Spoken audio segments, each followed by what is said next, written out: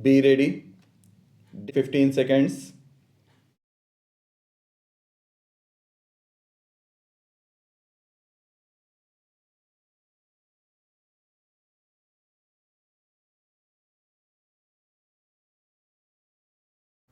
In the judgment, it is seen that the Supreme Court held it is the distributor who can refer the matter to arbitration and not the respondent, and as such set aside the judgment of the High Court appointing the arbitrator.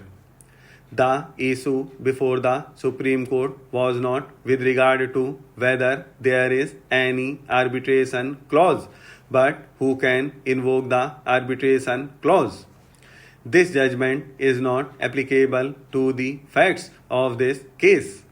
Having considered the judgments referred to by the learned counsel for the parties, this court is of the view that the issue in the case in hand is squarely covered by the judgment of the Supreme Court in the case of Indetel Technical Services Private Limited as followed in Everest 1 Elevator Guide Rail Manufacture Company Limited, inasmuch as from the perusal of Article 28 of the agreement it is clear that the petitioner has an option either to get the disputes or claims or differences adjudicated through the jurisdiction of the court or by way of arbitration in accordance with the provisions of the Act of 1996.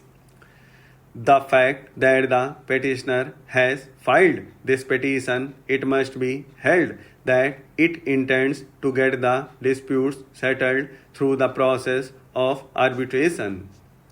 It is also not the case of the respondent, either him or the petitioner had earlier invoked the jurisdiction of a civil court. I also find from subclause 2 of Article 28 the intention of the parties is to refer the disputes to the arbitrator with regard to any dispute concerning accounting matters, and one of the claims of the petitioner is of non-payment of management fees, which is an accounting issue. The objection raised by the learned counsel on the maintainability of the petition is liable to be rejected. The next issue which arises for consideration is whether the respondent has terminated the agreement during the lock-in period. To answer this issue, it is necessary to determine from which date the lock-in period has started or kicked in.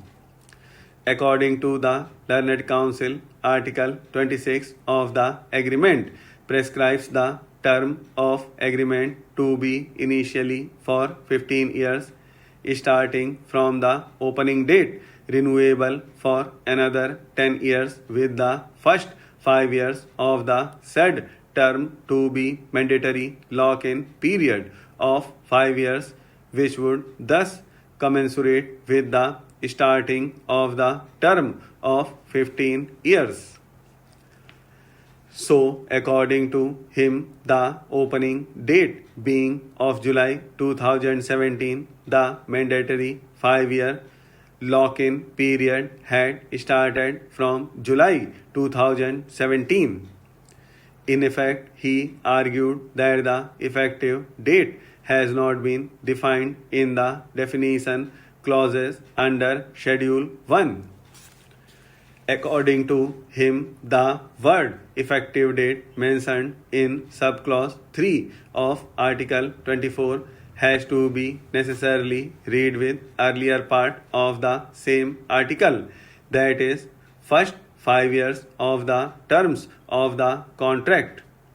Hence, the effective date has to be read as the opening date, since the term starts from the opening date.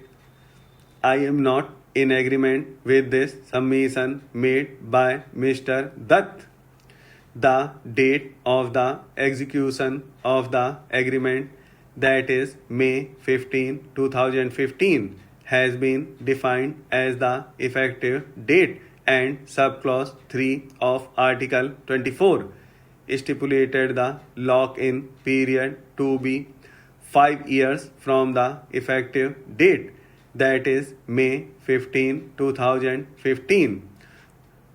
No doubt, Schedule 1 of the agreement, which defines words mentioned in the agreement, includes opening date to mean the date of commencement of the operation of the hotel for the purpose of receiving guests, to be determined in accordance with Article 4 of this contract.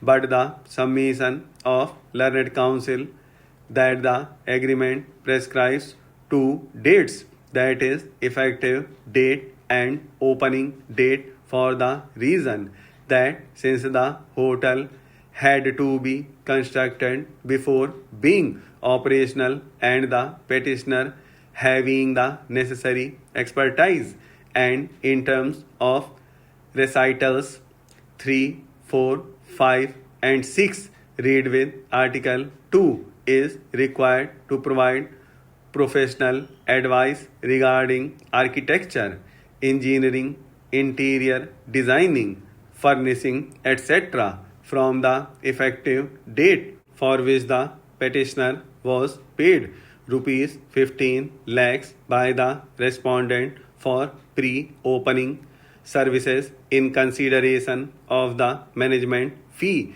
promised to be paid by the owner, is appealing.